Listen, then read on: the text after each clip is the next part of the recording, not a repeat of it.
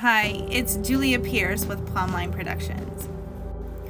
And today I have a story relating to oaths of office for the Columbus City Council in Columbus, Georgia. I'm going to do this video a little differently than I have before. So instead of telling the story and then presenting evidence, I'm just going to cut to the chase. And this is purely for educational purposes only. So we just recently had an instance where there was some concern about a city councilor being able to take his seat. And in response, Wane Hailes from the Eco Latino created an article called "What Mystery? There Was No Mystery at Columbus Council, Just Follow the Money." He goes on to write, "Our city charter states councilors take 2 oaths of office, from the probate judge to serve as a commissioner, that's a state function, and from the superior court judge to serve as a city councilor. The oaths are separate and perform separate functions. Both oaths give their own power and authority and do not depend on each other." What does that mean, he asks. The city charter cannot supersede state law. In this way, Mr. Hailes, I agree. So this caused me to question something that I have been looking into since 2023. So last year, my team did an open records request in the probate court clerk's office for all of the oaths of office for the Columbus councilors, the mayor, and the school board members. And I found some anomalies that now seem to make some sense, although there are some that still are left unanswered. But what I found was that it seemed what the councilors were requiring of this council person now was a little hypocritical because they were missing an oath of office themselves. So this is the dedimus, which is where the judge of the Superior Court signs the oath of office and is supposed to send this to the governor of Georgia to have him sign. And in Glenn Davis's case, you will see that this dedimus was signed by the Superior Court judge on January 5th, 2021. What I found was interesting is that Brian Kemp signed this dedimus several days earlier on December 21st in 2020. And I found this to be the case on most of the councilors' oaths of office. From my understanding, when an oath is given to an official, the judge will sign the dedimus, which is this document here, and will send it to the governor, and then the governor would sign it. So my question is, how did the governor sign this document before the judge signed the document?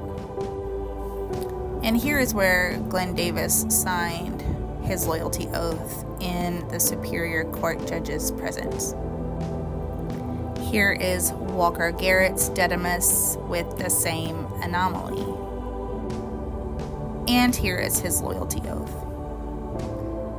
Similarly, here is Toya Tucker's dedimus, same anomaly, and her loyalty oath. And here is Gary Allen's dedimus and loyalty oath. Now, what I want to mention here is that I have a question when it comes to Gary Allen being a council person and a mayor pro tem. And I don't know if there is a conflict of interest or a violation of the city charter for him to be sitting in dual seats and now a commissioner seat. Now, I want to mention when the open records request was done, we were assured that all of the oaths of office that we requested were returned. And we had several pages. So according to that information, it's safe to say that these council persons do not have a probate loyalty oath. Now, I was able to find that for the other council persons, but again, their documents have the same anomalies that these council persons do. So I'm really not sure that any of them are legally sitting.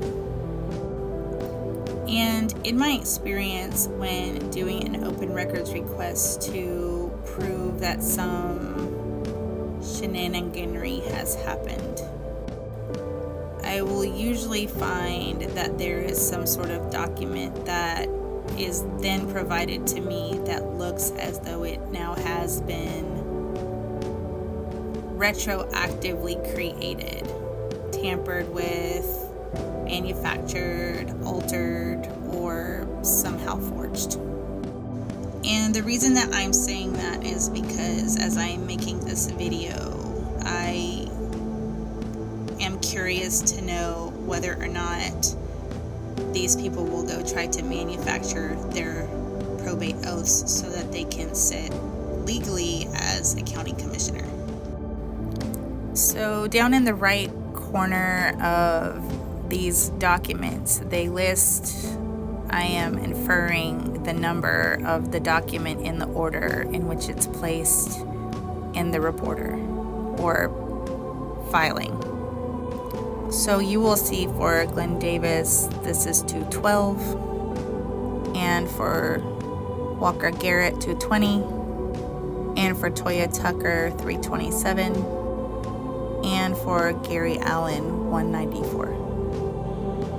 So if we were told that these councilors operate as commissioners for the county, which is a state office, and councilors for the city, which is a local office, it would stand to reason that according to their own wording, that all councilors need both oaths of office. But this spawned another question for me. If the city councilor is a local position, it would stand to reason that they would have to be given a local spot on the ballot to be electable, and then a separate entry for a state office as a state official on a ballot as well. So I contacted Nancy Boren in the elections office, and I will say that she was very professional, and I'm appreciative to her because she responded quite quickly. And although she was unable to answer my question, she did direct me to contact the city attorney's office. So as of right now, I do not have an answer for this question.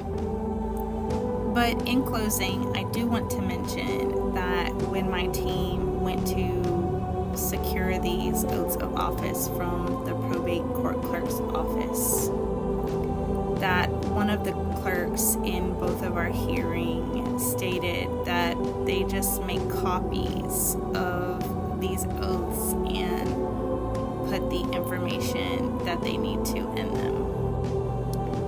So by their own indirect admission, it would stand to reason that there could be some question as to the legitimacy of these documents.